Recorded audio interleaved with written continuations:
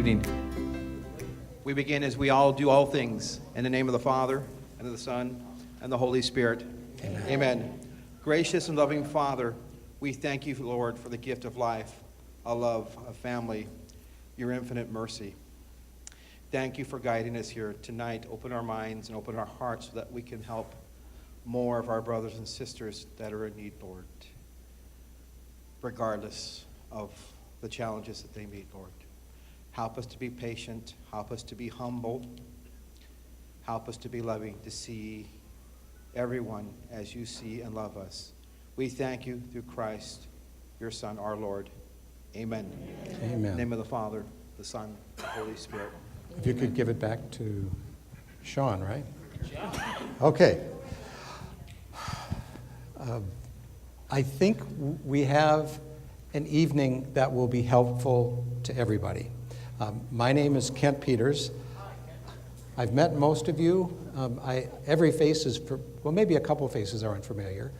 I direct the Office for Social Ministry. Linda Areola is over here. Linda and I, along with the Mental Health Working Group, put the program together, and it's happening. And it has really blown my mind to see so many parishes already doing educational events, workshops, first mental health first aid, NAMI series like at St. Gregory's, and that it's happening everywhere. And it's so exciting. And we were listening very carefully to the concerns that you were sharing along the way as things started up. And what we heard loud and clear was questions about liability, questions about insurance, questions about the parameters of the program. And so tonight will be, along with sharing information from a couple of programs, tonight we'll be really thinking about what the ministry is and what the parameters are. And everyone should have an agenda. If you didn't, let me just say this way, if you didn't pick up the materials at the table on the way in, you should go back and get them now. And everyone should have a copy of everything. And ministry leaders should have those same copies for the people who couldn't be here tonight. So, and we ran out of the opening doors. We had more copies of opening doors, and we still have more back at the Pastoral Center. But we want every parish to have two or three copies of opening doors to share with their ministry teams. And so if your parish is now up to 5 or 6, you might want to put a couple back on the table.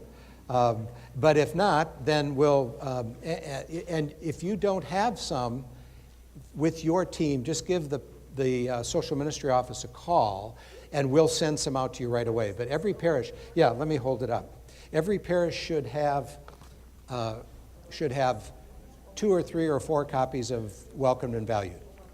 So if, oh, you have a Spanish copy, then call for English. Does anyone need a Spanish copy of Welcome and Valued? We could use one. Are there other Spanish copies out there? Or just that one? Okay. Well, and if you need Spanish copies, Linda, do we have some? Yeah, so give a call if you'd like a Spanish copy. Okay. So, let's get started. We're going to have about a 15 to 20 minute presentation on the IHOT program, the in-home outreach team, because we're seeing it probably as one of the most useful resources in the county that we can tap into. So every time we come together, we will always have one of the resources share what it does with you. And so tonight it's IHOT, and it's mental health services? Systems. Mental health systems is the major sponsor, but it's in conjunction with NAMI. And are there other providers? UPAC. And we have with us this evening Ashika Jordan and Marissa Mutiana. And They were a bit of a surprise, but we're very pleased to have them because the person that was lined up, something else came up, and he's taking care of that. So welcome, come on up, and I am going to, let's give them a warm welcome.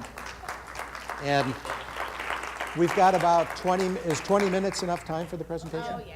Okay, and I'm going to be there. As a matter of fact, I shouldn't get near that speaker. So Shannon, would you be their advancer and reverser if needed? Oh, thanks. All right, so I guess Use the mic. we will be using the mic. Good evening. Thank you guys for being here and giving us your time. We appreciate it.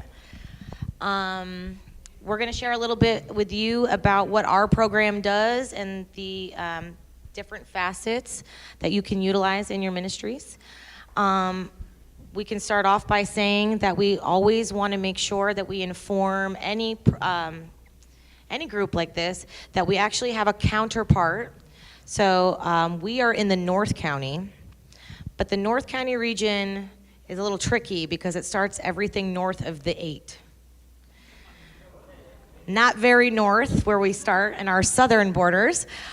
We actually go all the way down to Point Loma as well, and Mission Ocean Beach. So we have the whole coast. The top of our region is all the way in Fallbrook. We also serve San Clemente and through Camp Pendleton. So we are huge, but we don't want you guys to forget that in the San Diego Central area, that Telecare Corporation has our sister program, does exactly the same thing as us, but they serve the central, southern, and eastern part of the county. So if for some reason you're outlying in that huge area that we serve, there is another option for you. So we always like to kind of make sure you guys are aware of that. So, quick question, is the entire county covered by the two agencies? Yes. Okay. We are covering the entire county. All of San Diego. Okay, so Sheikah's going to start you guys off. All right, so basically what the IHOP program is, it's a short-term intervention program, short-term case management program that we provide in-home to participants that are enrolled in our program. We provide engagement services, so therefore we want to engage individuals into the mental health services, into our program, and then connect them to the mental health services. Meanwhile, working with their family members as well while they are engaged into our program. Our goal is to link the participants into outpatient mental health services, community resources, faith-based programs. We want to also work with them as they interact. Hopefully they won't get there, but realistically it happens. We also support them while they are going through the criminal justice system and mental health system. Our goal is to reduce the amount of incarcerations and hospitalizations for the individuals that are enrolled into our program. The most important part of IHOT is the relationship building part. We take a lot of pride in the fact that we take the time to build relationships with the individuals that come into our program.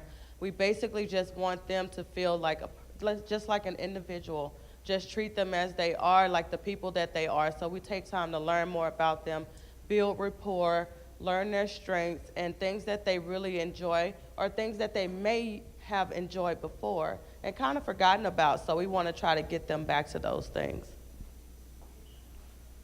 And I think it's really important that we notate that even though our program is called In-Home Outreach Program, home looks like a lot of different things for a lot of different people, right? So sometimes the home is in the house where they live. It might be a place where they feel comfortable. It might be a residential place. It might be coming here. This might be what they identify as their home. So we don't want anyone to get caught up on that home-specific thing. We also serve a homeless population. And so if someone's home is not in a building, we will still meet with them, serve them, and support their family. Also to notate, family looks like a lot of different things to a lot of different people. So even though we do provide family support services, those family members could be somebody in the community. It could be one of you. It could be a friend. It could be a good Samaritan who has been trying to help somebody that they've seen every day for the past couple years. So our definitions of what we do and who we help and where we help them are very gray. And we don't get stuck in like the nuances of things. So try not to also get stuck on that. Okay. You want me to go ahead and cough? All right, so as we mentioned before, we are Mental Health Systems. We are the parent agency of IHOT North. But in our county contract, we integrated 2 other nonprofit organizations to support our doing of all the things that we do. So we work with NAMI, as Kent mentioned, and we also work with UPAC, which is the Union of Pan-Asian Communities. What that looks like in our program on a day-to-day basis is that we have staff members who speak Spanish. We have staff members who speak Vietnamese. We have staff members who speak Japanese. We have staff members who speak Tagalog and English. And hopefully, fingers crossed, we will have somebody very soon who speaks Farsi. So we are able to operate in most of the major languages that are here in San Diego County without using an interpreter, which we find to be very important because the connection is really important to us. Mm-hmm. Within each team, we have the team is a triad. So we have a care coordinator or case manager, basically oversees the treatment and care and wellness of the individual participant and their family. We have a family support partner or a family specialist, and they are assigned directly to work with the identified family members or support system. We then also utilize a peer support specialist, which we have recently changed over to wellness advocate as a nomenclature, and that person is assigned to work with the identified participant. So there's a lot of things happening when you enter our program and our team, and we found that having this triad system allows the individual who we're supporting, our participants, to have their own support without it conflicting with who's helping their family. And sometimes we need to support both sides before we can bring them together. And we found that that's been very successful for us. And it helps for us too, because inside the office, we work as a team. Even though we all have different roles, we all come together in our office to talk about the individuals that we're working with. And we come from different perspectives so that we can have the family side. We can also have the individual side of it. And then we can also look at the clinical side of things. So we bring all of that together to be able to kind of put together a good case plan for that person and be able to provide them with the best service that we can. So we have weekly meetings where we meet up to case consult to kind of go over what's necessary and needed for each individual in our program. Again, as supportive staff, we have 3 lead clinicians, which includes myself as the program manager. We are licensed master's level clinicians, and we have a consulting psychiatrist who is able to provide psychoeducational groups, able to individually consult with family members and with the participants as they are needed. So how do you get in, right? Mm-hmm. That's the question. So in terms of eligibility, it's pretty easy and straightforward. So individual needs to be 18 years or older, residing in San Diego County. The family can live wherever. It doesn't matter where the family lives. It matters where the individual lives themselves. So they need to be residing in our zip code in order to be a part of IHOT North. Again, if they're not, then they can be a part of Telecare IHOT program if they qualify. Meeting this criteria. And when we say the family can live anywhere, we mean anywhere. We have family members who have called and referred their loved ones from Massachusetts. We have family members who are currently active who are in British Columbia. We have family members who are in Texas, Arizona, all over the place. England. Mm-hmm. We have somebody in England, overseas. So it doesn't matter where the family member is coming from. It just matters where the person lives that we're serving. The individual must have or has a serious mental health symptoms that contribute to functional impairment and activities of daily living, social relations, and or ability to sustain housing. So some people come into our program and they do have a formal diagnosis. However, we do know that sometimes that's not always the case.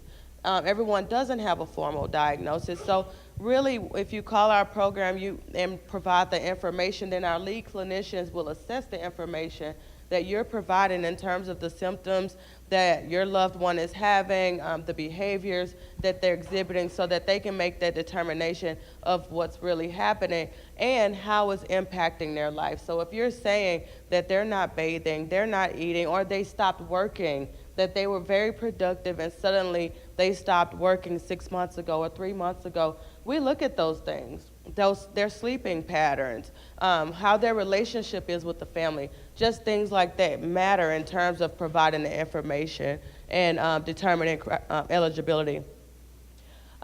Declines mental health services, may have sporadic contact with an outpatient mental health program, but has discontinued recommended treatment. So sometimes individuals have been offered help. They've been offered mental health treatment. They've been offered services, programs, things like that, but they're saying, no, I don't want it, or I don't need it. I don't have anything wrong with me, things like that. So they're declining the services. Or sometimes people are actually going, but it's not like they should be. They have appointments that's scheduled and they're not making them. They're canceling them, not showing up, or anything like that. So if it's sporadic, then that also counts in terms of our eligibility.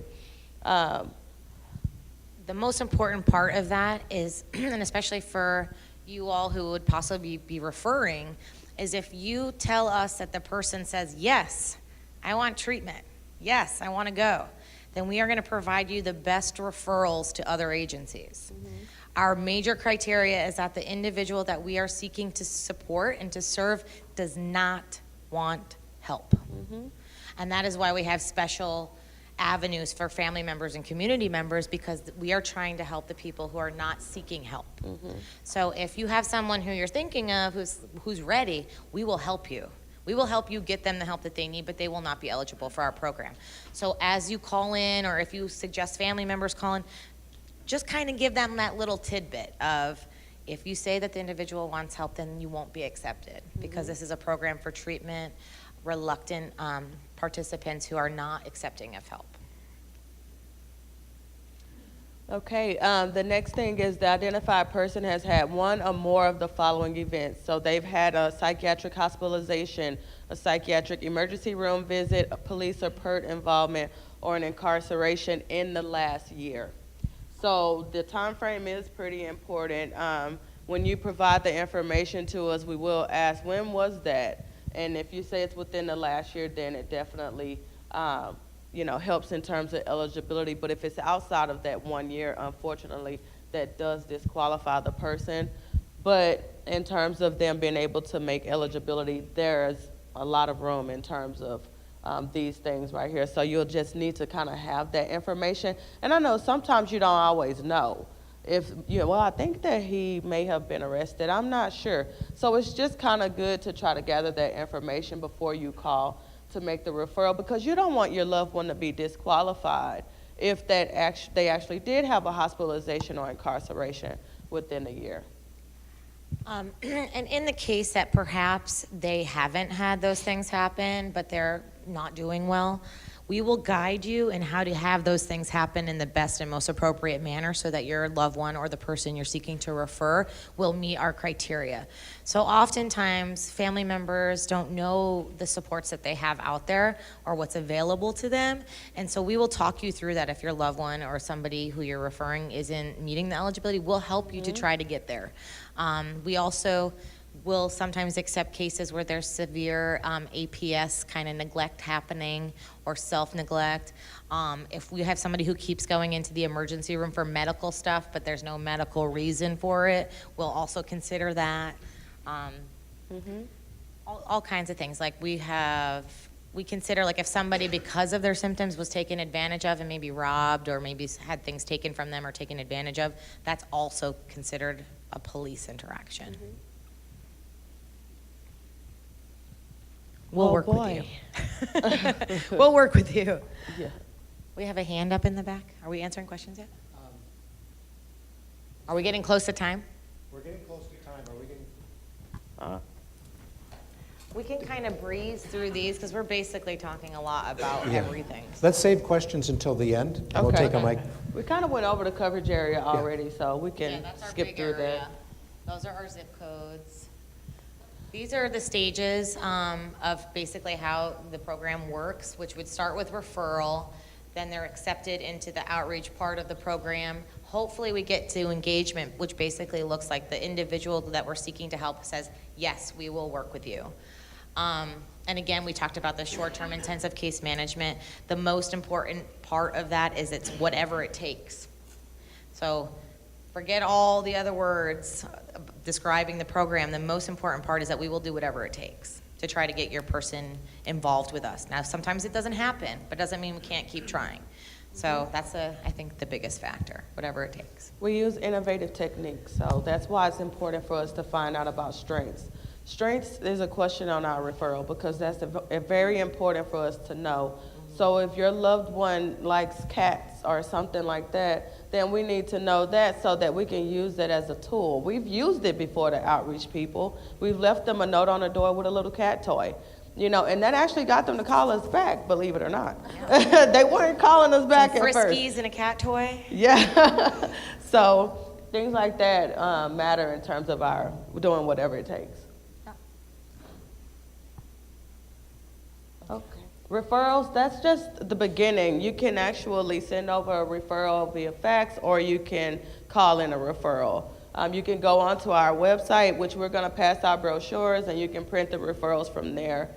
This is the part where you just provide all of the information that we just talked about previously about your loved one, basically so that you can try to get them into the program. This is your very first step in terms of getting your loved one into IHOT North. The only request that we have, or myself specifically, since my email is the one linked to our website, is that please do not fill out the Word document and email it to me. And the reason for that is it's because it's protected information, and we don't want it jumping across the internet without it being protected. Plus, we also don't want it to get lost in the sauce. I get like 100 emails a day. Mm-hmm. So please do not email it to me. Send it via fax or call it in. Mm-hmm. Okay, accepted. That would mean that your loved one has met the criteria and they're accepted into IHOT program. At this point, they go into the outreach phase, and that's when you're assigned the care coordinator, the family support partner, and the wellness advocate. This is where we begin to make attempts to outreach the family so that we can gather more information, or the referring party, to gather more information and start to make attempts to actually outreach the individual.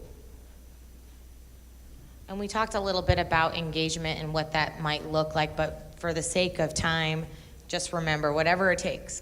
So if your loved one or the person you're referring, if their stepping stone is to get them to go to yoga, then that is the treatment we will get them. Mm-hmm. If their stepping stone is to start going back to school or to reunify with a loved one or to travel somewhere where they can see somebody that they haven't seen in a long time, that is their treatment.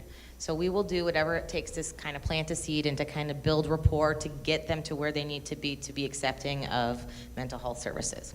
Because the idea is that you want to improve their quality of life.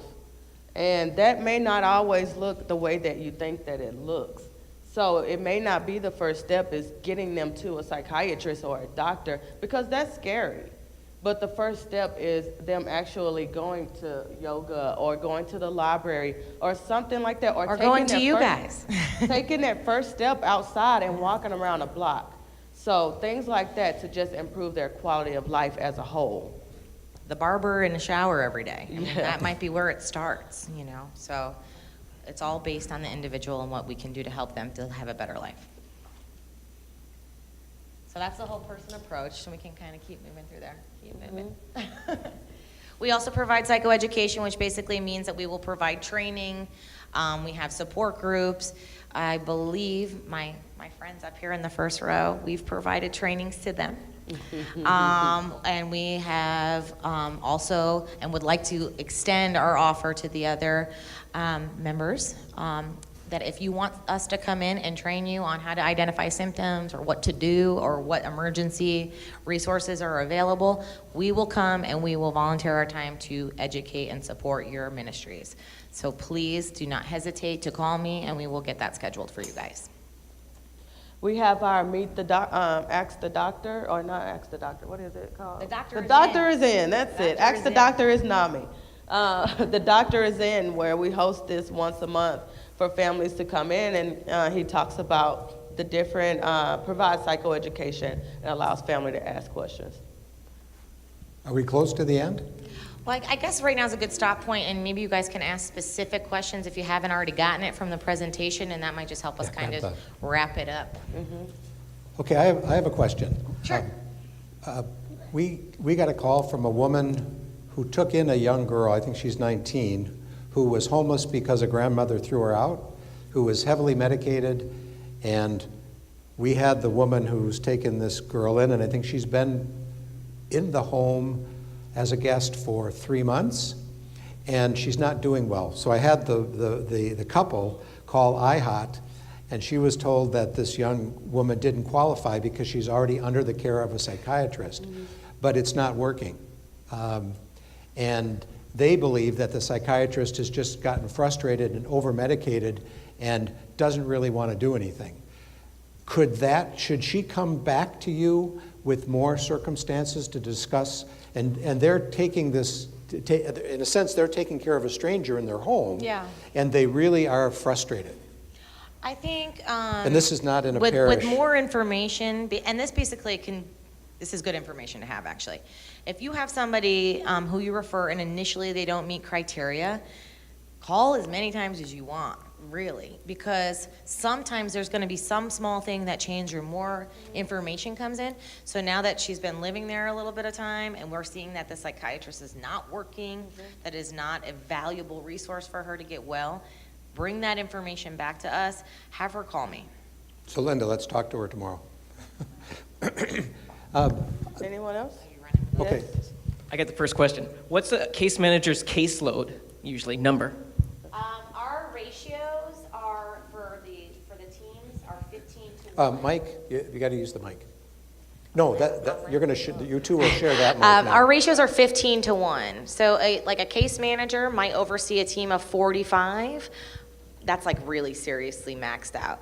But basically it's a 15 to 1 ratio because those 45 individuals are split between 3 people. You said short term. Define that. I wish I could. Short term basically means that we try to link as fast as possible. This is our definition. Because we ultimately want folks to be engaged in long-term services that can be provided over time. Our goal is to not get people so dependent on us that they don't go to the next step. And that sometimes happens, and that's okay, and we'll do whatever we can to kind of help them to move on. But our big picture is to get people linked to long-term services that they can have for a long time. So with that being said, time frame wise, could be 30 days at minimum, because we give a 30-day period to try to engage someone. If they refuse after 30 days, we can't find them, we can't locate them, whatever the case may be, that would be the shortest amount of time. We've had people for over a year. North County has a lot of area and not a lot of things going on as far as mental health services.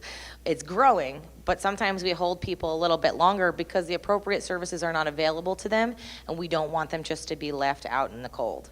So, don't have a specific answer for you, but the goal is to get them linked as fast as possible.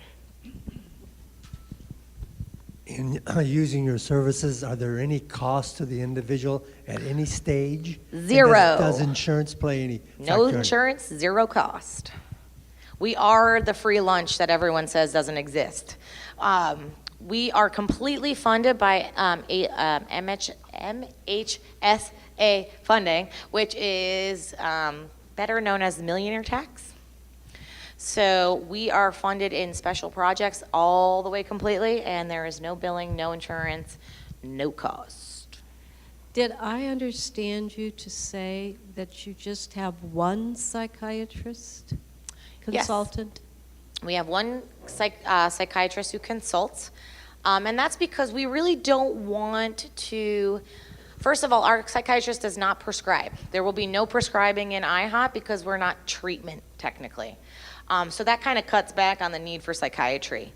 But the other thing is that's traditional interventions, which are not working for the folks that we're interacting with. So we want to come with many different alternatives, and the psychiatrist is there to support what we decide to do in our treatment plans, but it's not a psychiatric program. Hi. What are the rationales behind the reason that the person has to wait to be within a year to be able to eligible for help? And what would be the exceptions for that? So they have to be hospitalized, incarcerated, police interaction, per interaction, ER visits within the year, because we don't have a whole lot of information. The way that our program runs is that because it can be anyone who refers these individuals, the one thing that we have to know is that this is somebody whose primary concern is mental illness. We do have quite a bit of people who have co-occurring, which means they have drug, alcohol, and mental health.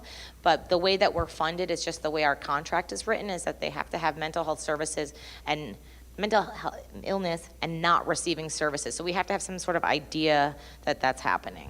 There are lots of other services out there. No, they're not the only ones. Are you, I'm sorry. Also, within 1 year of someone possibly going in the hospital or being incarcerated, it also kind of can determine or kind of show severity as well. So if they're having serious symptoms and it's pretty severe, then they may have had hospitalization or incarceration or some type of interaction as well because of how severe their symptoms have become. Okay, we are going to need to cut it off there, but I want to, let's give them a warm thank you. And Office is open 7 days. go, say that again? So if we didn't happen to answer your questions and you have more, our office is open 7 days a week. We have an after-hours phone. We can answer your questions at any time, and we will call you back. So if something comes to mind, we have brochures that we'll be leaving on that table, and you guys can grab them and you can call us.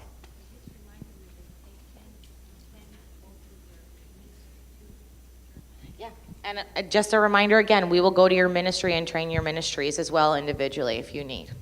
What's your number? I'm going to leave all the stuff on the table right here. There'll be lots of goodies back there, brochures, magnets, everything. Bookmarks. So, bookmarks, so pick it all up. Yeah, we'll be leaving it back there on the back. Excellent. Thank you. Well, thank you so much. Thank you so much. Thank you so much. Okay, Sean. I'm going to call the panelists up. Father Mark, Lisa Petronas. Is that Lisa back there? Hi, Lisa. And we have lawyer Jim Rogers. Where is Jim? And who's our fourth panelist? Oh, is Shannon here? Shannon Jacquard. Okay, she's not here, but, oh, there you are. I didn't see you or hear you. Come on up. Welcome, everyone. Let's give the panelists a round of applause. Now, and you are going to be sharing this mic, and bring yourselves to the table because you're going to need these. One in front of each of you.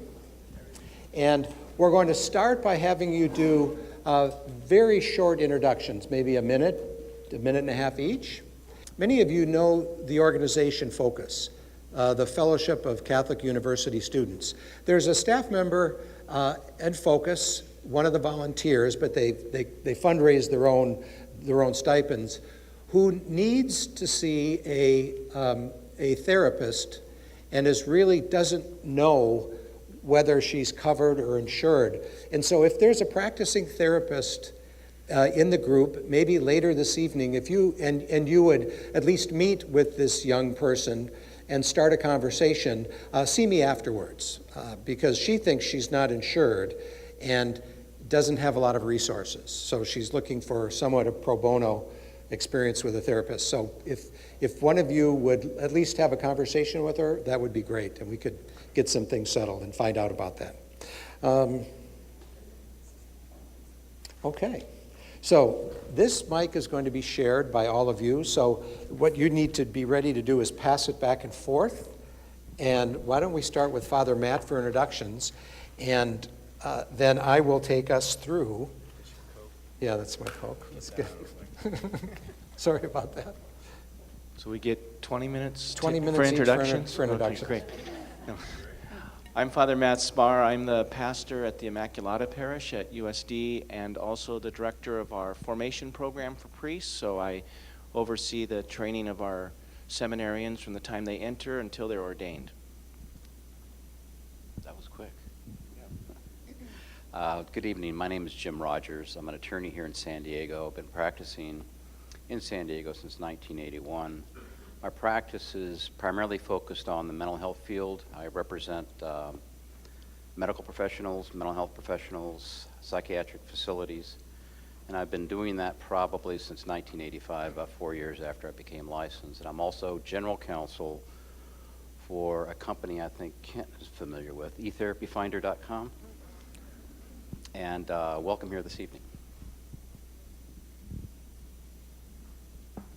Hi, my name is Dr. Lisa Petronas. I'm a licensed clinical psychologist and licensed marriage and family therapist. I have a private practice in Scripps Ranch, and I treat addictions, trauma, and depression and anxiety, and I've been in practice for about 18 years. Hi, I'm Shannon Jacquard. I am the CEO of NAMI, the National Alliance on Mental Illness here in San Diego. And I think by the IHOP program, you may have heard a little bit about NAMI, but we run about 20 different programs, and I see a lot of familiar faces, which is great, and a lot of volunteers, which is even more wonderful. And so we have a lot of wonderful programs that we offer at NAMI, but more importantly, and I think probably best for this panel tonight, is that I am a sibling of somebody who had schizophrenia, so I can help understand the perspective of family members. Let's look at a couple of pieces before we get rolling into the program, and they are what we call the disclaimer. And the mental health ministry team leaders received this as an attachment, and they may not have passed that on to all of the team members or printed it out. So we thought we would have one for everyone tonight, and then each parish tonight got a packet with 20 additional ones. This is what we would hand to someone who has reached out for help. And what it does is it draws that very clear line between what we can do in this ministry, and we're going to find out in a second, and what is insured by Catholic Mutual at the parish and you as a ministry member as well, and what we should not be doing in the ministry, which is professional services. So this was run by many people, including Jim, and this is the final version that gives a pretty clear explanation of that. And then, along with it, just today, after consulting with Catholic Mutual's national office and our insurance representative, Robert Blodgett, at the Pastoral Center, and our diocesan attorney, Bill Nolan, have finally come up with a statement that in a sense assures those of us who are in the program that we are insured and we are protected if we follow the rules. So these two really go together. If we live by this, we are covered at the parish, and you would be, in a sense, protected as well as an individual, because you are a ministry team, just like a staff person would be. From the pastor right down to the others in the parish. So what we've done is, in consulting and in experiences that Linda and I have had over the years, we've created 18 different scenarios, and you all four have them because you can't turn and look at the screen. You've got them in front of you right here. And what we thought we would do is read the scenario.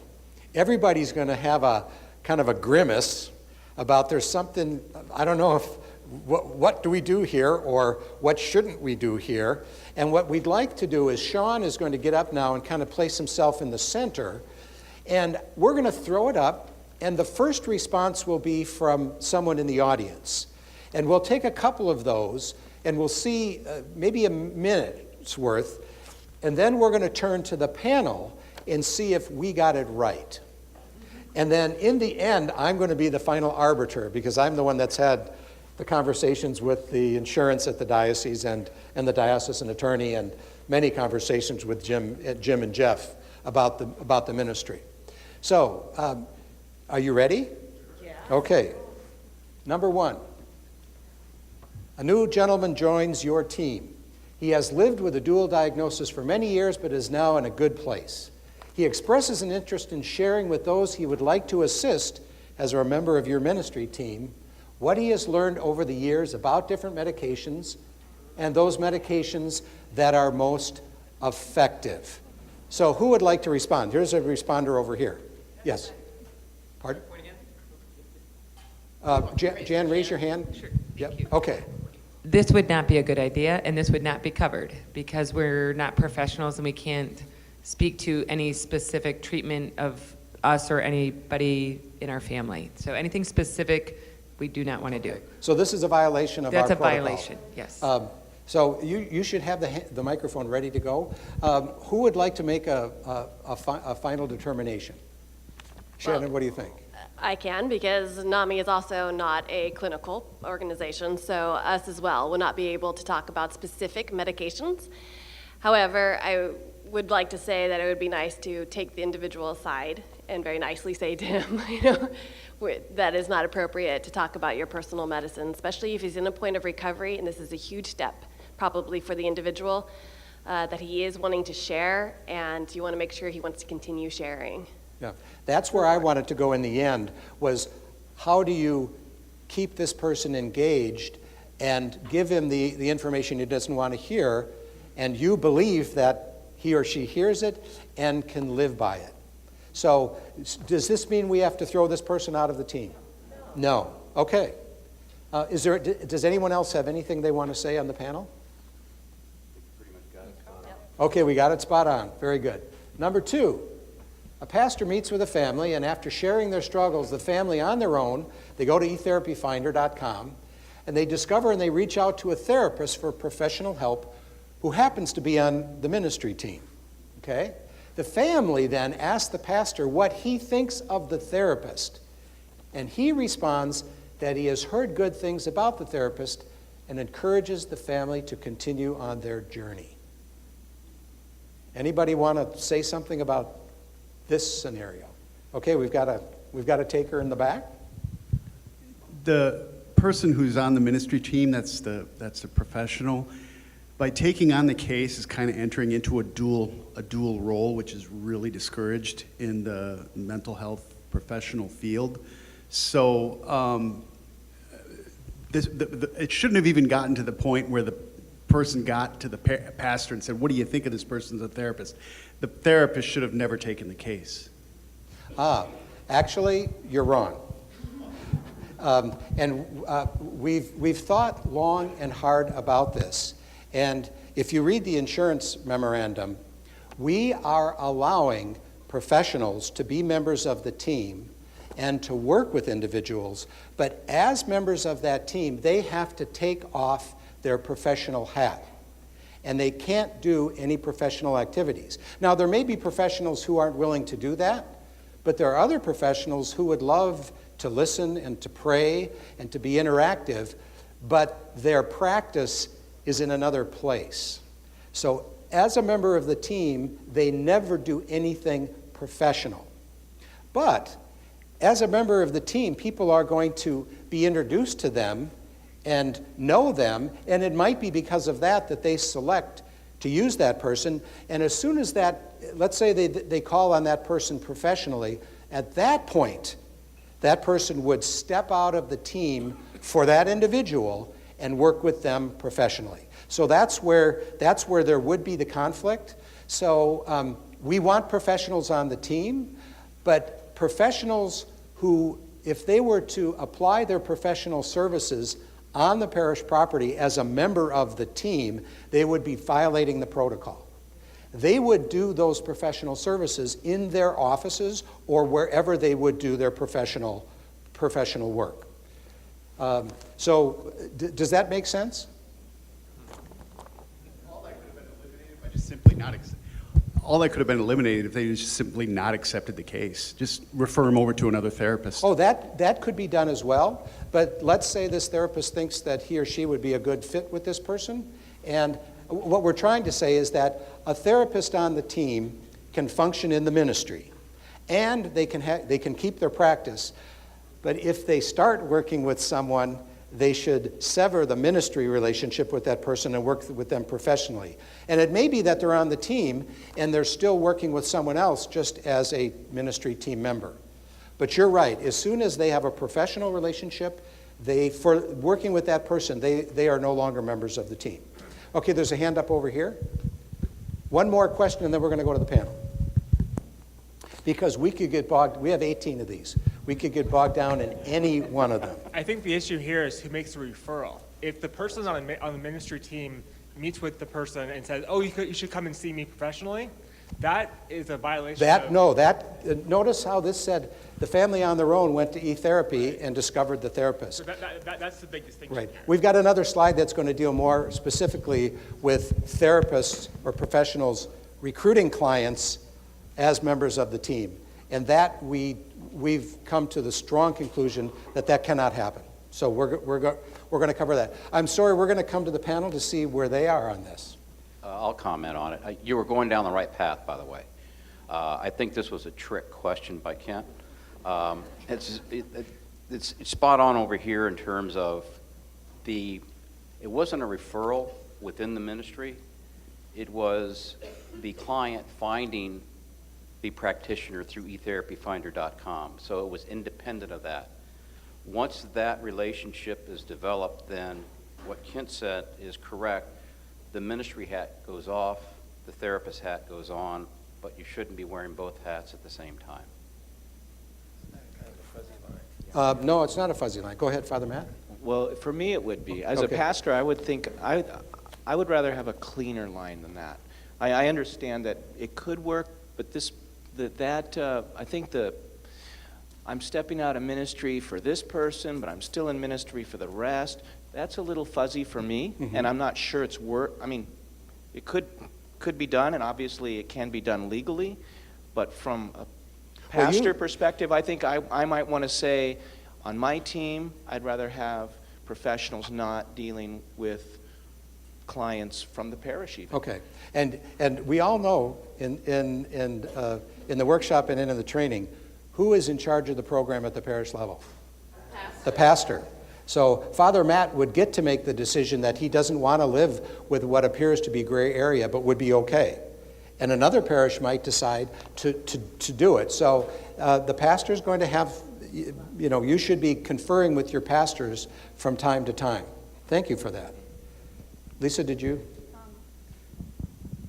I would also be reluctant myself as a clinician. I would prefer a cleaner line, and I personally would opt out of that as a source of referrals just so that I could maintain my professional boundaries. Remember, it wasn't the ministry team where the referral came from. The referral came from an outside source. So what you're saying, legally it's possible, but we're saying... Yeah, legally it's possible, and the diocese is open to letting it be that way in the parishes.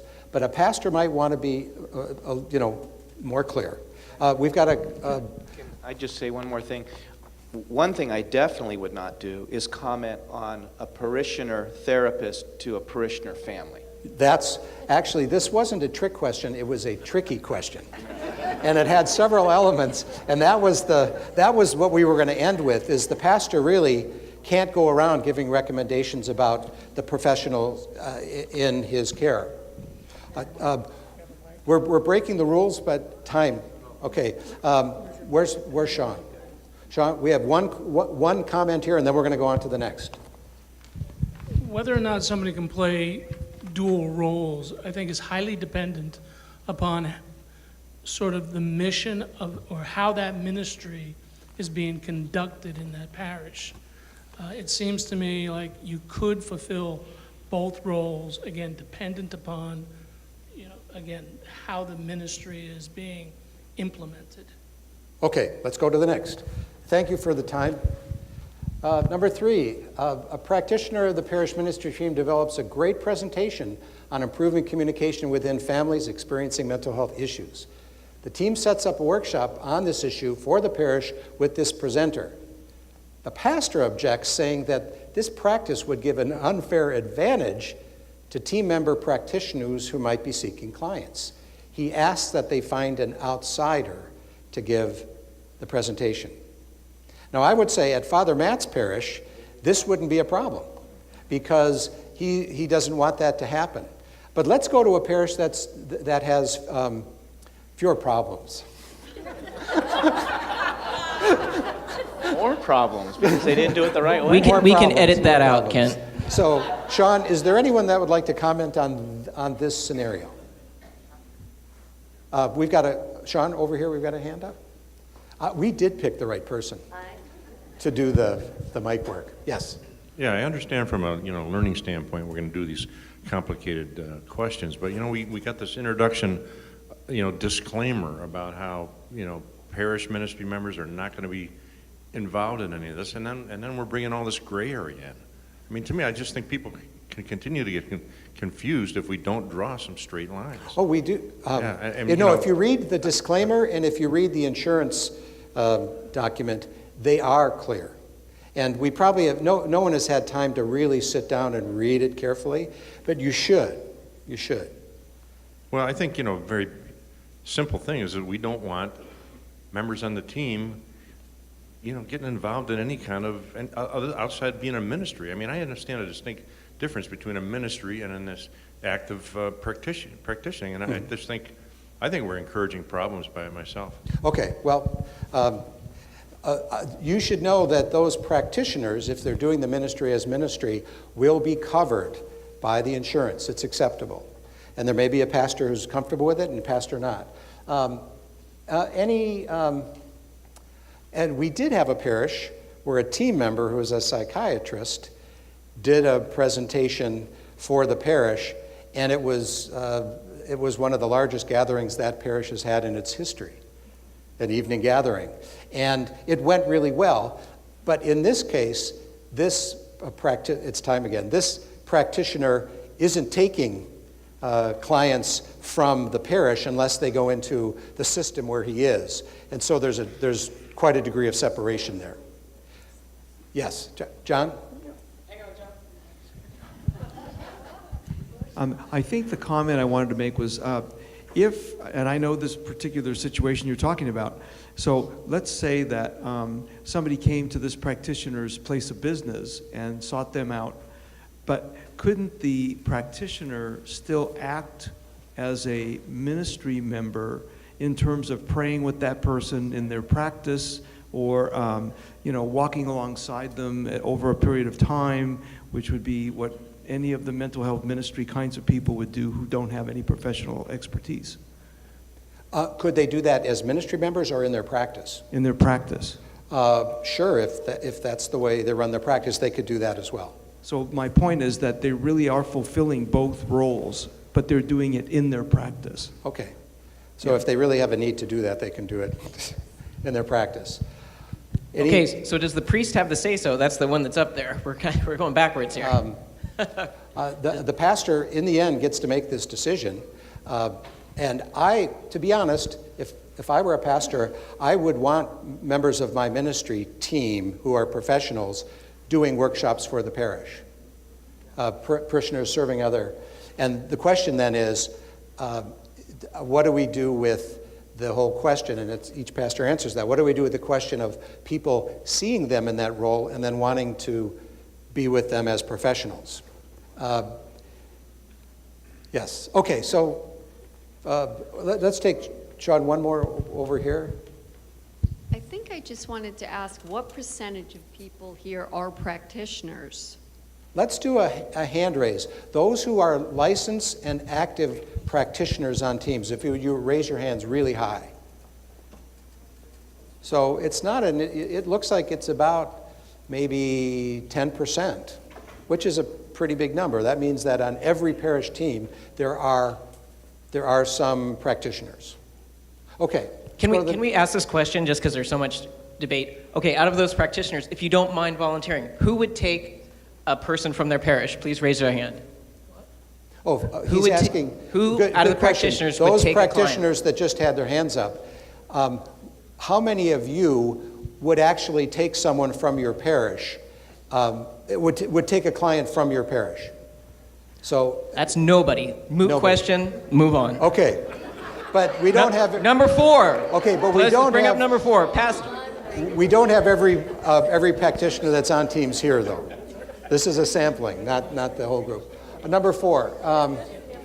This one is interesting. In order to reduce stigma that surrounds mental illness, the parish team sets up an event at the parish with a university professor who is a renowned research specialist in psychopharmacology and a practicing psychiatrist with 30 years' experience. Some team members are uncomfortable believing that covering the issue with this sort of detail might give the impression that team members can get involved in managing medication. Okay, we've got a hand up here. I would think that at the beginning of the presentation that would be made clear, that what the guidelines are in here, and that one of them is not prescribing, but that as an interest to the community, this talk is being given, but it in no way reflects on what the mental health team itself does. Okay, let's hear from the panel. Shannon, Graham? Yeah, someone should keep the mic in their hand at all times so we can quickly pass it. So Someone in the middle. NAMI San Diego, we have a Ask the Doctor session every month. And so it's a psychiatrist who comes and talks to any family members or individuals with a mental illness, and they are allowed to talk about medicines. And the doctor can talk about these medicines and side effects. And they are well stated that they are not their practitioner, but they can talk about these medicines and these issues.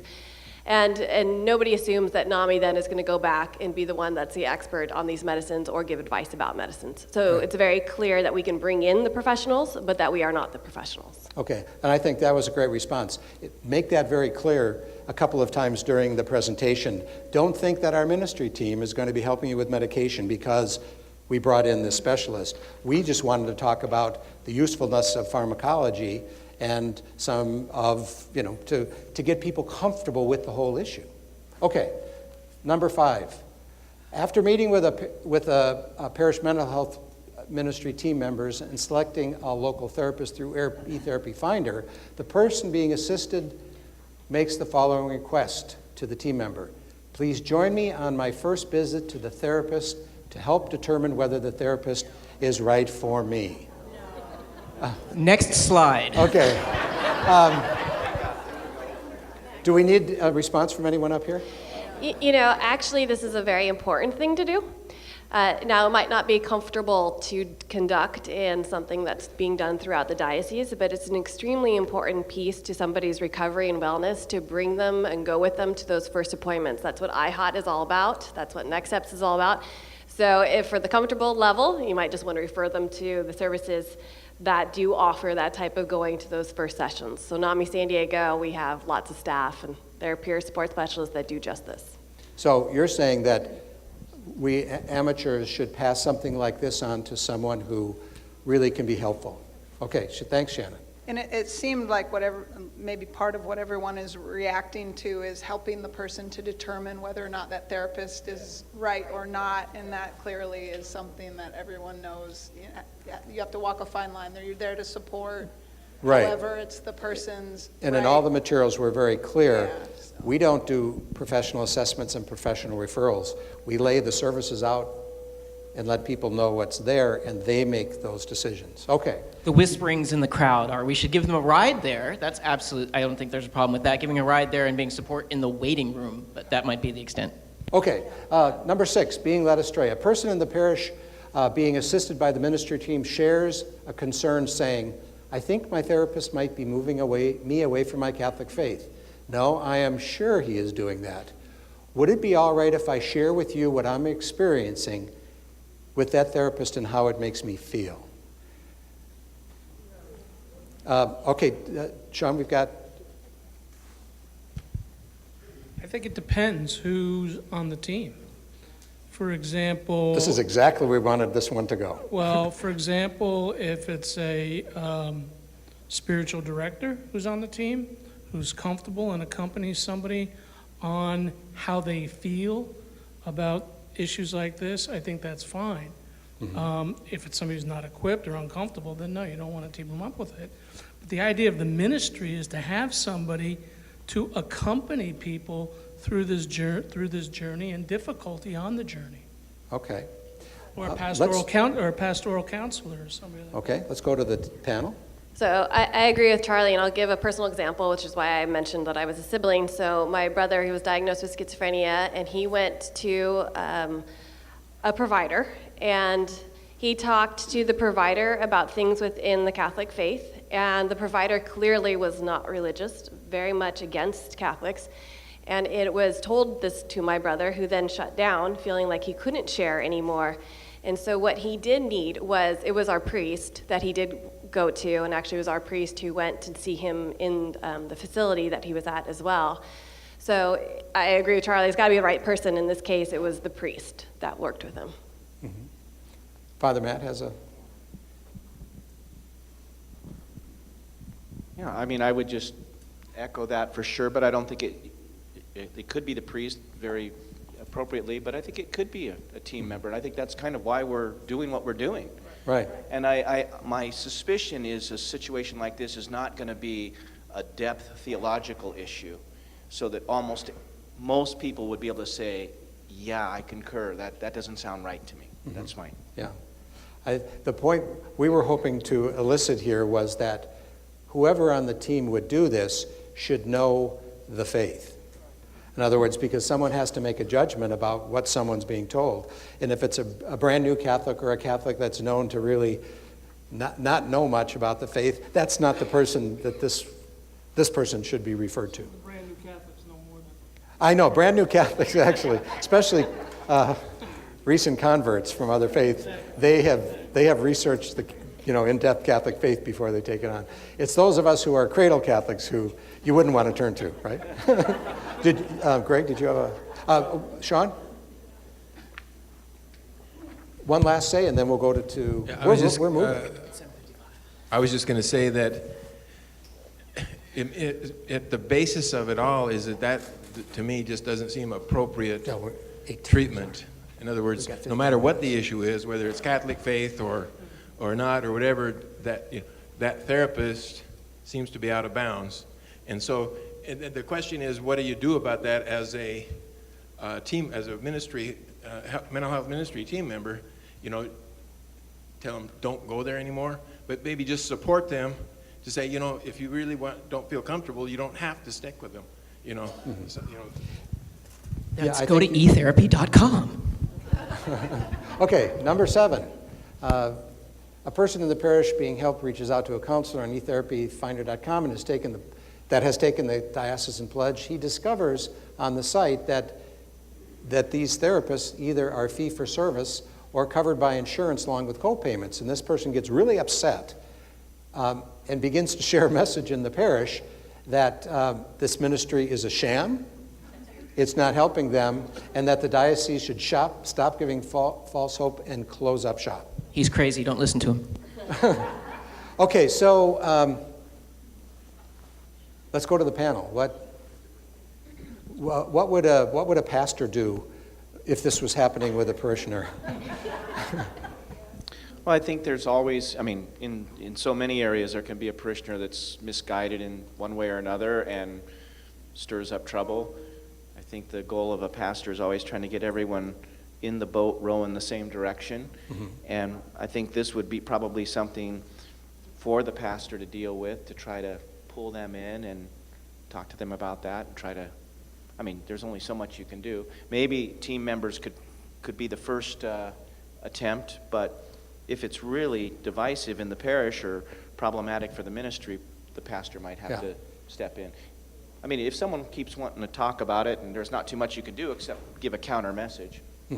Okay. This is, and again, Jim, did you want to say something? Just one thing. Okay. This is etherapyfinder.com. notfreetherapyfinder.com. That was a good one. The best of the night. I think you're going to get that award. All right, number 8. This is a good one. Having been served by the parish ministry team and gotten help in the community, the person who is assisted begins to attend Mass again and participate in other parish public gatherings. She wants to know when the parish will begin inviting her to consider participation in other service opportunities like being a lector, a Eucharistic minister, in the cancer ministry, or in the prayers and squares. Oh, okay. We actually had this very same situation, but a little more nascent. And what it was family members thought maybe getting their daughter involved in the parish on some form like lector or Eucharistic minister would help with their recovery. But the person was a little further back. They weren't quite to that, somehow that was going to be a magic bullet for the family. It wasn't the patient themselves that was asking this. It was the parent thinking, oh, maybe this is a way to bring them out. We parents do that. Give them a social connection. So this is a very real question. But I think it's the one thing that we really haven't covered yet as part of the ministry. But it's going to be added, and we'll probably develop a brochure around it. The goal is not just to have someone coming to Mass. Like all parishioners, we want them engaged to the level they're comfortable. So we need to remember this, that we're not just getting people to Mass or to some public gatherings, but we want them to be part of this loving, ministering community. And it was Jan Benton from the National Catholic Partnership on Disability that kind of drew me in, and after she looked at the material, she said, you don't have this element, and it's really important. So it's going to be, we're going to make it, there should have been a fourth element on the brochure, fuller engagement. Any comments from the panel? I would just comment that that's a beautiful dimension of this ministry, that so many of my patients who struggle with mental illness would benefit greatly from it. And just as a clinician, kind of up here on this panel looking in, and I understand that everyone needs to know these rules, and they're very important to understand so that you can stay within the parameters of this ministry and be protected. And at the same time, so much of what I see my patients needing is somebody who's caring, who can listen to scenarios, situations that they're in, and provide. We lost the sound. Sean, we need a mic. And what is relevant to many of these scenarios is that oftentimes they need somebody who can just think reasonably alongside them and provide reasonable feedback and support. And it seems so simple, yet so many individuals struggling with mental illness lack one person. They don't have anyone to provide such a simple dimension of a relationship, which is to listen to what they're going through and just be a reasonable person. And I'm sure that all of you are just that. And then everything else you're being provided with these trainings is going to give so much more. Here we go. A parishioner with schizophrenia who is being assisted by the team makes a request. I have some powerful anxieties that surface, especially at Mass, and I haven't been to Mass for a long time. Would someone from the ministry team sit with me at Mass and help me remain calm, and if needed, help me exit Mass gratefully? Okay. So are we, okay, there's, Sean, you have the mic? We'll take one comment from the audience and then we'll go right to the panel. I personally think that would be totally appropriate. Okay. Thank you. Know, that's what they need to get That's what through they need. the Okay. experience. Shannon, do you have something you want to say about this? This came directly from what I said before. So my brother, what he needed when he went to Mass was to know where all the exits are. And as long as he knew where the exits are and was free to get up and leave and come back, he did want to come back, but he can participate in Mass. But if he wasn't able to leave, his anxiety would definitely go up.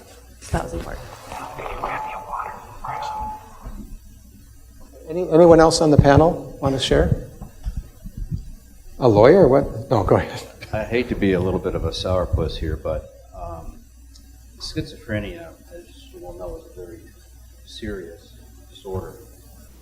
The one concern I would have is making sure somebody on the mental health team would be a licensed clinician that would be accompanying this individual, because if you go through a psychotic act, I don't know. It's just my concern. I've got a case right now where schizophrenia was part of it, and I'm not saying don't provide the help. It's just my concern is if you're a lay person and something goes on and the anxiety gets high, do they know how to deal with it? That's my only concern. I'm not saying not provide the help. It's just... This is interesting. Okay, let's go back to Shannon. So no. That's a huge stigma that was just stated about people with mental illness and schizophrenia in general. They can recover and live wonderful lives. They can have families and work. I employ 55 people at NAMI San Diego, and 75% of them have a mental illness. So I can understand with media alerting about different mental illness and violence, but be aware that the Surgeon General actually says that people with mental illness are more likely to be victims of violence than to ever be the perpetrator of a violent crime. So, you know, if...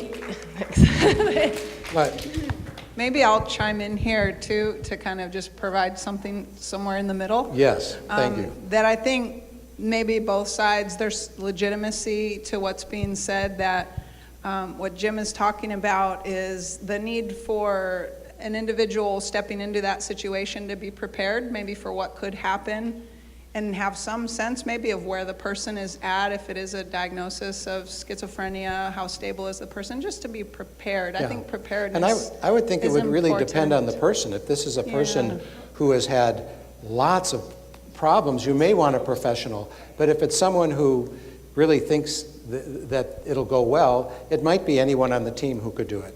But with preparation, and maybe with some practice. And to individualize, because there, I would say, is a sort of wide range of function, and you know where the person is at with respect to their symptomatology is going to be significant with respect to going to Mass. Not to say a person who's psychotic shouldn't go to Mass, because I would never say such a thing, but if a person is floridly psychotic, and I've had certain individuals who have psychosis, and I'm trying to help them to function, and it's important that they have somebody there to hold their hand, but that person understand the nature of their symptoms, and then they're better prepared to guide them through the situation. And so what's really being brought up is that it's important to understand what the person's symptoms are, and not necessarily the diagnosis, because the diagnosis itself can carry a negative connotation.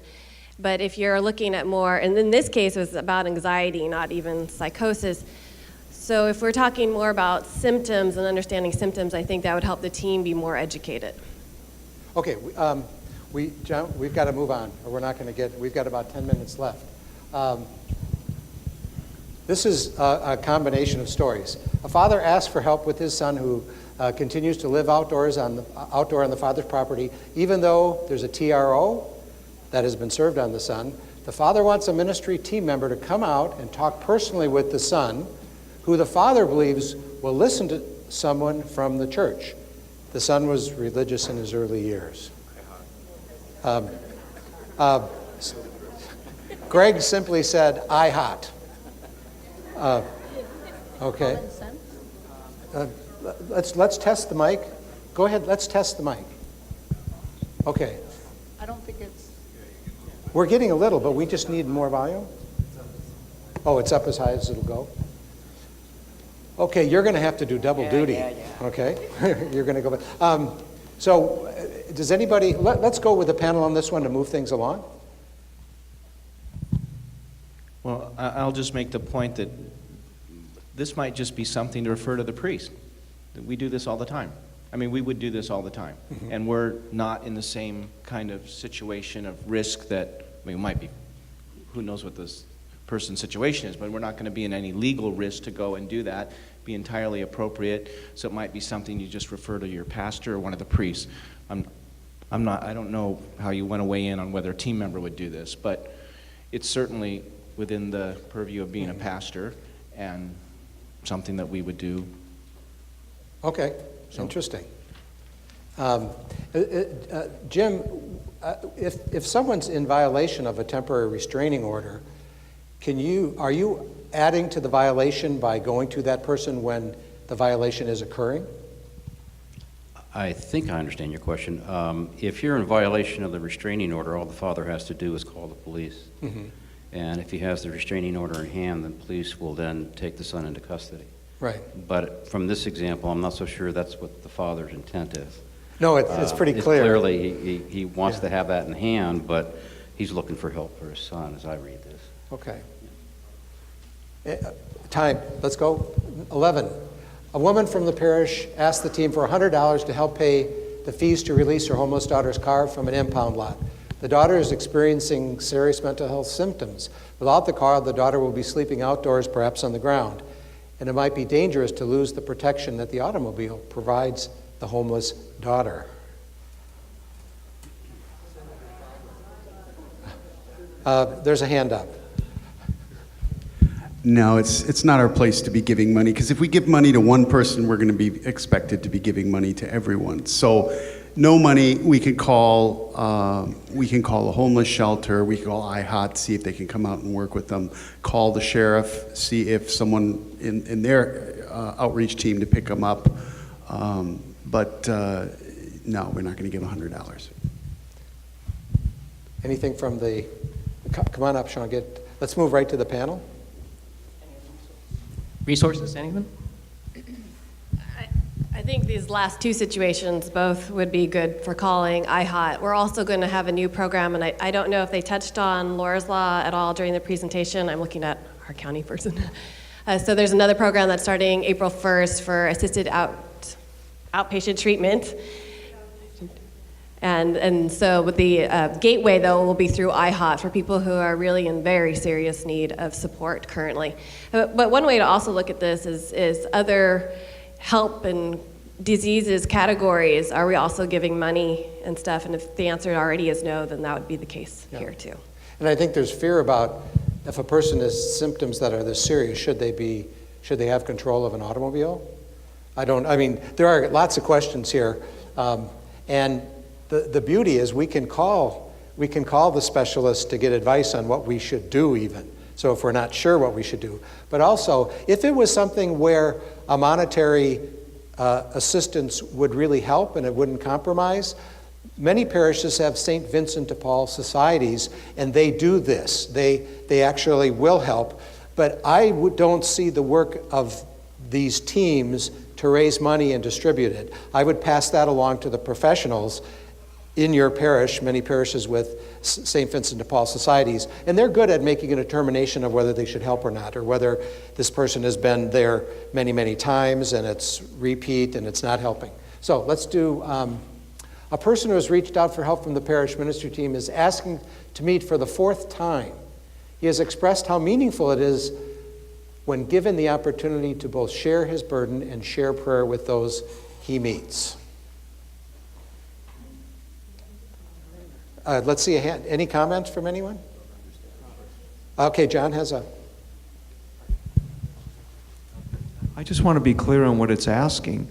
Is it that they want to meet for the 4th time, meaning they've met 3 previous times? Or is it that they've tried to meet 4 times? No. They've met 3 previous time with a team member, and they're asking to meet again. No problem. No problem. Okay, panel? Next slide. Okay, let me ask you this. At what point might you say, we can't keep doing this? Is there a point? What did Jesus say about that? And this isn't a question I think we have the answer to. Okay, well, yes. I'm a little concerned about this, because if this person is becoming dependent on either someone or a member of the team in order to feel safe or secure with themselves as a person, there's something far more serious at a deeper level working here. And I, as a ministry member or ministry team member, am going to try to understand what is the reason that they need to get involved for the fourth time with a Okay, ministry team member? let's go up to Charlie, and then we'll go over to Marie. There was something back there, too. It doesn't say who this person is. It could be a family member looking for support from another family member, and it's the only thing that, because nobody understands the predicament they're in. I didn't make it clear enough. This was reaching out to a team member, or member of the team. I've met with family members more than 4 times. I know. We're going to go 5 minutes over. So Okay. This doesn't say it's somebody with a diagnosis. It says somebody who reached out for help from the parish. That could be a mom or a dad. Right. Oh, okay. And I would meet with a mom and a dad weekly for a year if they needed it. Okay. Okay. Right. So I'm hearing one comment from Marie, and then we're going to do 2 more. We're not going to make it to 18. It's really loud. No. You won't be picked up on. Okay. This is just really quick. Part of our ministry is to provide resources for people. And a lot of times, if somebody comes back that many times, there are resources out there for them that you can refer them to that they can engage independently. Okay, so you may want to look for that. Yes, okay, we're going to do 1 or 2 more. This one was, let's do this one and then move into the next phase. A parishioner with mental illness has been evicted from her apartment for repeatedly smoking in non-smoking areas and bothering neighbors. She is asking to stay in a ministry team member's home until a new living arrangement can be established. How many would say, raise your hand if you would say no? I don't think so. Raise your hand if you would say yes. Okay, it was pretty clear. This was an easy one. Oh, okay, can you give the mic to Charlie?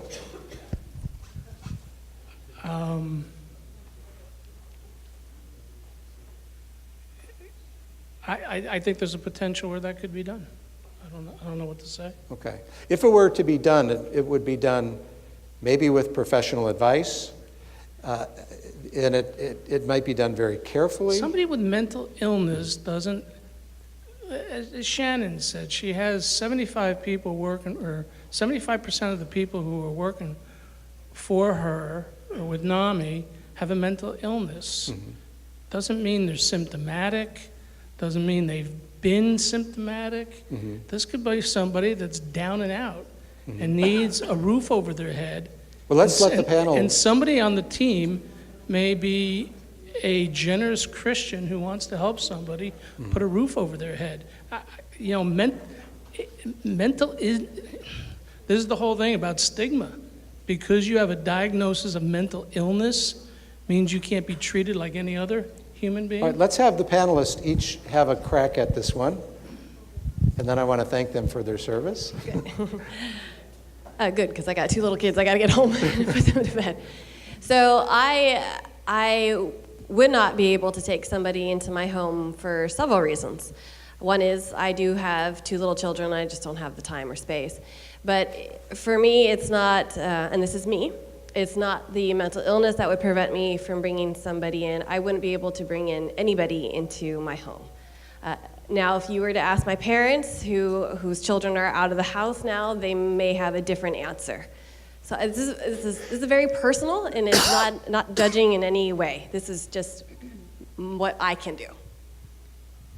And what strikes me is that there are so many different scenarios, and it's hard to say there's one hard and fast answer. There's going to be a wide range of situations. Some would be, I would say, just totally inappropriate. You would not want to bring this particular person into your home at this moment in time. It could be dangerous. It isn't the right thing to do. And there could be other instances where it's safe and the environment is right and the person taking the individual into their home is prepared for that. So it would take some prudence. Yes, I would say Yeah. prudence, that seems to be what's striking me about some of these is the need for individualized decision-making, prudence. Okay.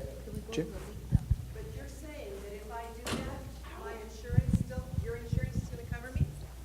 So in other words, you're telling me, though, that if I decide that I want to do this, your diocesan insurance is going to cover me? That is a really interesting question, and we will be taking that to Bill and Robert. Because the question is, are you doing that as a team member, or are you doing that as an individual who has a home? We'll have to look at that and clarify that team members can go beyond ministry if they want to in their own lives, right? You are not tied. So we would probably, I'm guessing we'd check with the attorney and the insurance man, and they would say, you know what, we're not going to cover something like that if it goes wrong there. And so if a person did it, they would have to do it as a non-team member. Thanks for that. That was a great question. Jim, and then Father Matt, and then we want to thank our panel. I think you raise a very good point in terms of the insurance. I look at this as two different ways. Number one, it is not a question of whether you should be accepting somebody into your home merely because they have a mental illness or not allow them to come in because they have a mental illness. I look at this more as an attorney would, because I am an attorney. What you might be doing is stepping outside the ministry and stepping outside the bounds of any insurance coverage. If that is not your concern, then I don't see any problem with it. With the understanding that now you're stepping outside the ministry, the only concern I have is whether this individual understands that you are standing outside the ministry. Okay, thank you. I wouldn't do it because she's a smoker.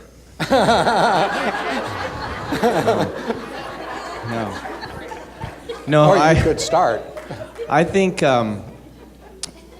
just following up exactly on what the last two speakers have said, that going back to the very first scenario, I'm uncomfortable with the fuzziness of someone being a team member today and a renter the next day.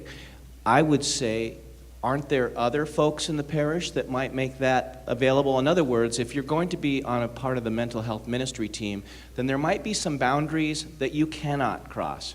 But maybe someone else in the parish could be enlisted to make that room available. Now, other people obviously can look at that different ways, but for me as a pastor, I want cleaner boundaries there. Very, very wise. And you know what, Father Matt, I don't know if you know this, but he was on the group that worked. There's a hand in the back. We'll take one more comment, and we're going to close out this portion. But Father Matt was on the mental health working group that worked for a year to pull it all together. So let's add some extra spirit to that, thanking Father Matt for giving us a year of his life. Thank you, panel. Okay, I just want to make a comment that Kathy and I, we do Airbnb. You know, we have people come stay with us. And one of the reasons that we can able to do that, because Airbnb covers us with about a $2 million insurance policy. Because we've had a couple of times where a couple of people came and the wife comes up one morning and she says, my husband has left me. And then he comes back later. I don't know if he has a gun or something like that. So, you know, but I know that Airbnb covers me for certain things like that. So there's always, you know, I know that life is a risk, but I would, in this case, I would say my feeling is no, but depending on what the insurance says. Okay. All right, thank you, panel. Feel free to stay for the rest of the program if you can, but we understand if you need to head out. Next, we have Shannon Patel. And is Martin here, Shannon? And Martin is here. Martin Seldar. They have a program called AgeWise, which is out of Telecare Corporation. And this is another agency that might be helpful to us. So Sean, we need the mic, and come front and center and share for about 8 to 10 minutes about the program. All right. So it's actually Martin Selnar with an N, but surprisingly, it doesn't make it any less weird. It's still a weird name, Seldar or Selnar, really. But how many people here have heard of case management? Awesome. So I don't have to do that piece of it. But case management is one of the many levels of care that's contracted by the County of San Diego. And it's designed to meet a specific need in the community to serve people with severe and persistent mental illness. So depending on what your needs are, there's a variety of different services that you can seek out that are funded by the County of San Diego. We work with people who are 60 and older living in the County of San Diego who have severe and persistent mental illness. Our real goal is to make sure that they have the opportunity to be integrated into their many different aspects of their lives, right? So they have their treatment lives, they have their family lives, they have their community lives. Our goal is to help make sure that they're as integrated as possible into that, because I think that's what helps people be as successful as possible. We accept referrals from everybody. We are an open referral source, so we have received referrals from family members, from people themselves, police officers, nurses, doctors, therapists, pastors. The only criteria being is that you have a severe persistent mental illness and that you would benefit from a case management service.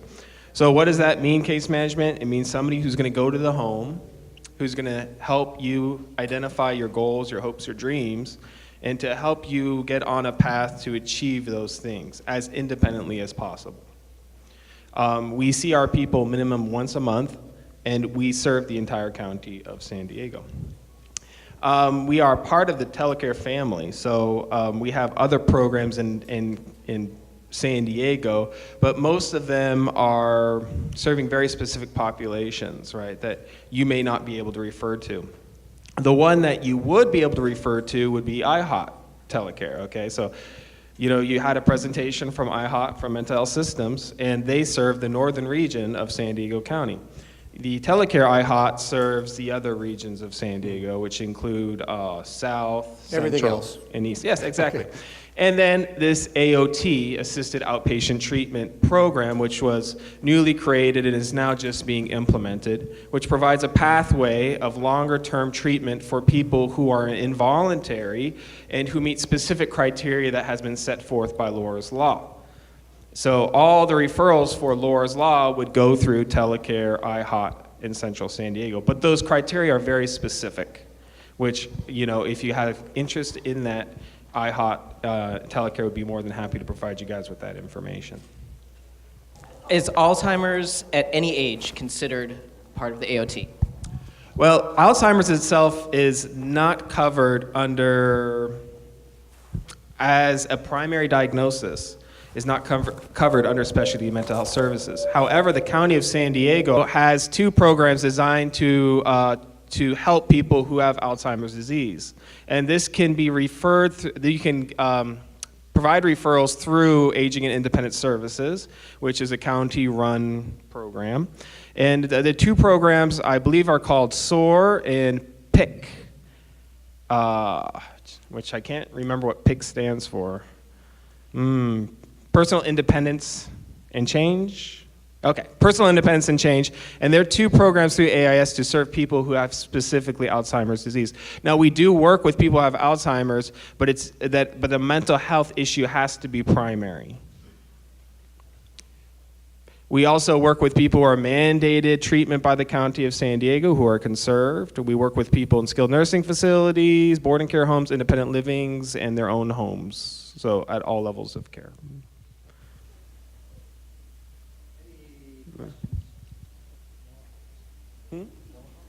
Sean, there's a question over here. On my way over. There is NOAA Homes. Is anyone familiar with NOAA Homes? They deal with dual diagnosis, Alzheimer's, and mental illness, or some grave disability, and it's part of the kind of Catholic group. So NOAA Homes is a great referral for that, as a place to live, and they also have other The hand resources. is up right behind you there.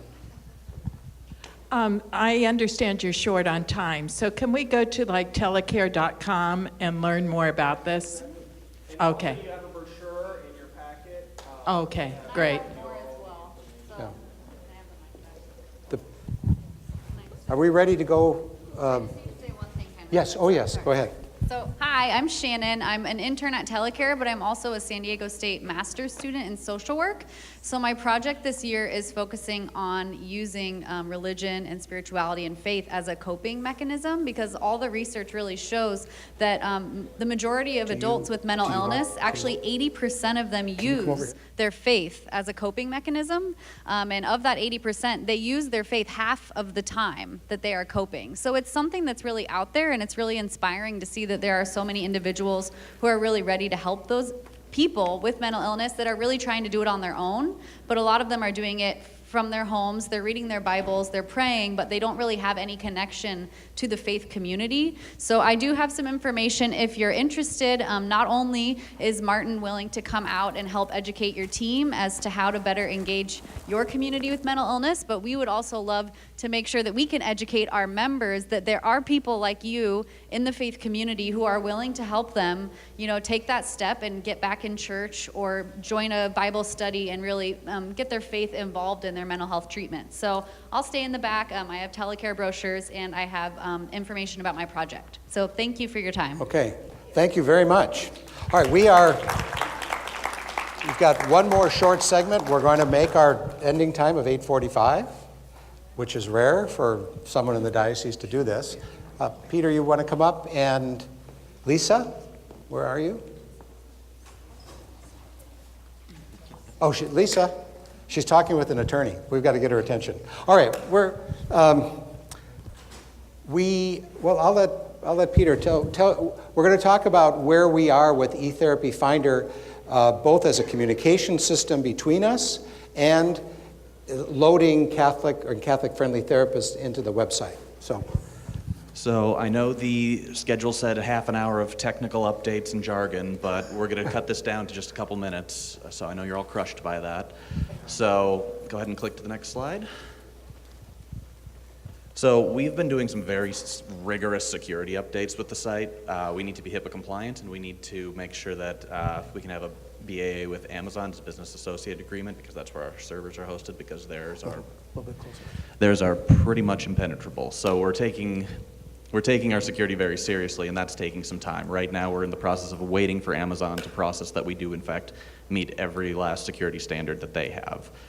So we've submitted that to them, and we're in holding pattern waiting for them to process it.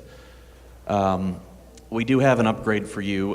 Monday, we've been getting a lot of feedback that there are an awful lot of clicks for you guys to get into your groups. So on Monday, when you go to the site, you will reach, go ahead and click,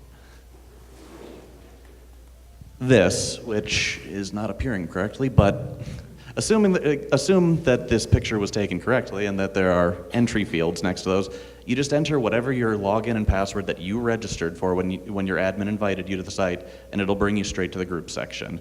No more clicking through half a dozen pages to get there. So let me jump in here and say, all of the parish leaders are members of the diocesan group or the parent group, and many of the leaders have begun to invite their team members into the subgroup, which is the parish group. Raise your hand if you've brought team members, rank and file team members, into your parish subgroup. Raise your hand if you've done that. Okay, so it's really very few. And what I want to say is, as soon as the site is fully functional, we're going to spend some time making it come alive for us. For instance, we're going to go back and make sure that all of the leaders in the diocesan group have their photos, their correct title in their parish, in their little bio that comes up that everybody sees about them, so we don't have to guess what parish they're at or how they title themselves in the parish. So we're going to make sure all of that's done, and then we're going to make sure that all of the leaders have invited every single member of their ministry team into that parish group so that you can talk seamlessly with each other using the system. And then we're going to move into the system. Yeah. And I've got a slide a couple ahead that'll show you where exactly you do that. Okay. So Is this diocese still at Jesus? No. No. When you're invited by one of your group's admins in, you will create a login and password. The login will be your email address that you registered with, and the password is whatever you set it for. You enter that here, and it'll bring you straight to the group section of the website. And that will be starting Monday. I'm going to now turn it over to Dr. Lisa. We've been getting some therapists to test our site and to tell us what they think about the office and get feedback so we can build better for them. and she has been very, very helpful in that. So I just wanted to share my feedback. My initial impressions are that, this is a trustworthy outfit. And for me, being Catholic, that definitely gets your foot in the door with me. But then I've had the opportunity to work with the team at eTherapy Finder and get to know them all personally. And I really appreciate the fact that this platform is a trustworthy one. I appreciate, as a clinician, the security features. And it's a place where I can access a variety of different resources for my clients. And I think it's a wonderful place to individualize to your needs. And it seems like there's a lot of capabilities within that. I've started with a former pastor of mine, a refugee group, and we're excited to explore different avenues to support underprivileged groups within the diocese. And it just seems like the opportunities within eTherapy Finder are endless to serve the individual needs of this group. So. Okay. And Kent, I think you were going to say some more, but I'm happy to answer Okay. any. Oh, he does. Have you worked with a client with a video session yet? I have not. I was actually, interestingly enough, when I first met Jeff, I said, I'm a clinician that would never do video conferencing. I'm sort of against it. I prefer face-to-face contacts. And I actually had a referral last week, and I considered doing the teleconferencing. After working with the eTherapy Finder, it's now something that I'll consider doing, and I plan on doing. I would need to ask when that feature would be live, and so I would definitely use it at this point. So you've become a semi-believer. I've become a believer, yes, and I'm probably going to limit I have some philosophical reasons for limiting the use, but I'll definitely be using it, whereas prior to eTherapy Finder, I was a person who did not do that. Right. So let me hand the microphone back to Peter. When do you think we will be able to hand cards to individuals to go looking for therapists that have taken the diocesan pledge? And Right. when will therapists be able to go on, take the pledge, and create a suite? Right now, it depends entirely on Amazon. Okay. Our paperwork is in, and we're waiting on them. Okay, so it could be any day? It could, I don't know. I'm not Amazon. Okay. And I don't. So we're waiting. I don't speak for their lawyers. We're waiting on one. That's the last step, right? That's the big thing When that you we're get waiting that on. verification that they've accepted what you've built, and it's secure. Yep. Is it instantaneous that you're open for us to do everything, or are there some more steps? I'm not in charge of that process, so I actually don't know off the top of my head. Okay. But it should. But our it should be- it communication should be system quick. is up and running. We Yes, can use your that. communication system Right. is already in there. Do you think that for a therapist to take the diocesan pledge will be ready right away? It's ready now, okay. Yep. And we can start having people go there and look for those who have taken the diocesan pledge? That's what we're waiting on Amazon for. Right, but once for we people get to that, actually that connect will... to a therapist, it needs to be secured by HIPAA standards. Right, and right. Amazon But my needs to question have is, that. when that comes down from Amazon, we will be able to send people there to find therapists who have taken the pledge? Yes. Okay. Charlie?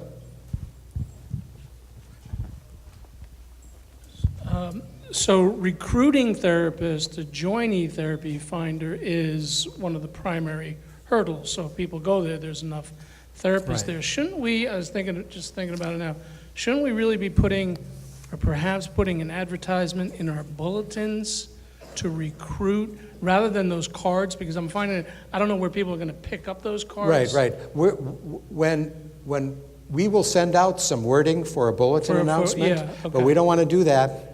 We don't want to do it prematurely, right? So when it's up and therapists can create suites and take the pledge and people can find them, we will send out both a message for those looking Right. and a message for therapists to use the service. So we will provide that for you. Okay. And it may be wording for text in a bulletin, and it may be a flyer that can be inserted in the bulletin. And it may be both. We'd send out both, and you would be able to maybe alternate using that. Right. And it's something that you'd be able to do on a very regular basis. Right. Yeah. Yeah. So. Okay. Yeah. And our goal is to get is to get as many therapists who believe they can work well with Catholics into the system. It's very interesting. We're starting out in Imperial Valley. We're going to be meeting with a group of therapists in a few weeks, and Father Ed is going beyond the pledge, and he's actually setting up training for therapists on Catholic moral theology, so that when they take the pledge, there's more certainty that the therapist knows what it means to respect Catholic values and faith. So we may be importing what they're doing here and give therapists more opportunity to maybe get a second designation as having completed programming with the diocese. So, and we've talked with Jeff about how we would do that, but I think it's wonderful. And so we're a little bit behind in the Valley, but we're getting started, and what we do here really will help. A couple of announcements. We are postponing next week's Spanish training. We are having a hard time locating panelists and others to do, for instance, we're trying to find a healthcare lawyer who speaks Spanish, and so we're postponing that, and you will get notification when we reset that training. And anyone who came through this can go through that as well.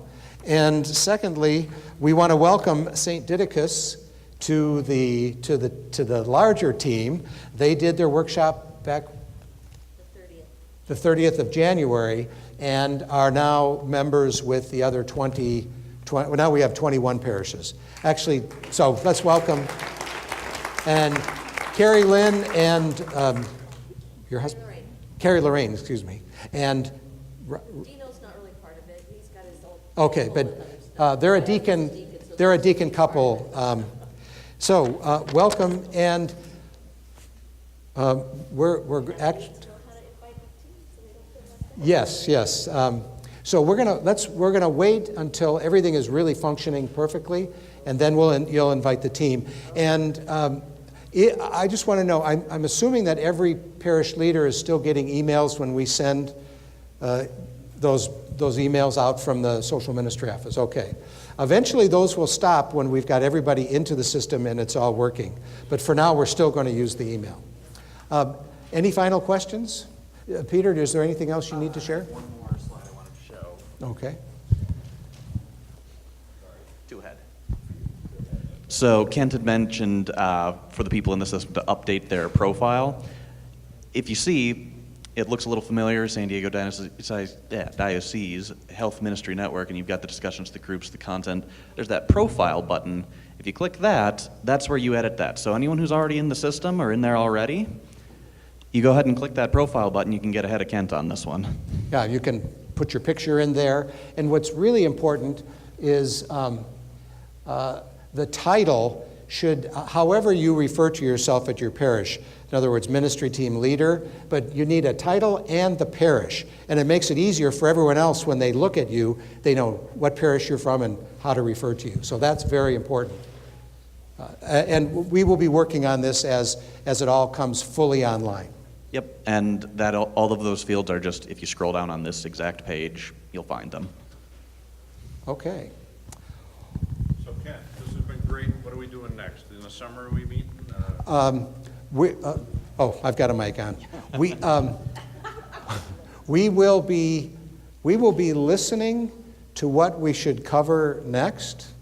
And for instance, this is kind of a miracle. The American Psychiatric Association created this booklet. So we got a hold of it and had a printer print up one for every single member.